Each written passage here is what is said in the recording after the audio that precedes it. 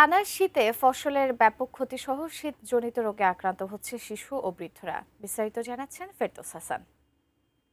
এলাকায় ৯.৫ এবং আমাদের যে তারাস আবহাওয়া অফিস রয়েছে সেই আবহাওয়া অফিস কিন্তু জানিয়েছেন যে ৯.৮ ডিগ্রি সেলসিয়াস তাপমাত্রা বিরাজ করছে। অর্থাৎ গত কয়েকদিন যাবৎ এই যে টানা যে শৈত্য অর্থাৎ শীতের যে তাপমাত্রা কমেছে এতে জনজীবন কিন্তু বিপর্যস্ত হয়ে পড়েছে এবং টানা শীতের কারণে জনজীবনের পাশাপাশি জনজীবন স্বাভাবিক এখনো ফিরে আসেনি। সেই সাথে কিন্তু ফসলেরও ব্যাপক ক্ষতি হয়েছে। অর্থাৎ কয়েকদিনের টানা শীতের কারণে সবজির ব্যাপক ক্ষতি হয়েছে, উৎপাদন ব্যাহত হচ্ছে, ফলে সবজির বাজারেও কিন্তু দাম বেড়েছে। সেই সাথে চলনবিল অধ্যুষিত এলাকা সহ সিরাজগঞ্জ আপনারা জানেন যে সরিষার আবাদ বেশি হয়ে থাকে এবং মধু আহরণ হয়ে থাকে। এবছরও কিন্তু 404 মেট্রিক টন মধু আহরণের লক্ষ্যমাত্রা নির্ধারণ করা হয়েছে, কিন্তু শীতের কারণে মধু উৎপাদনে ব্যাহত হচ্ছে। সেই সাথে জনজীবনের সাথে সাথে কিন্তু অতি শীত অর্থাৎ তীব্র শীত এবং কনকনে হাওয়ার কারণে